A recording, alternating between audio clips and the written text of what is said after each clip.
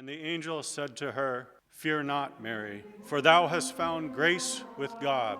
Behold, thou shalt conceive in thy womb, and shalt bring forth a son, and thou shalt call his name Jesus. And he shall be great, and shall be called the Son of the Most High.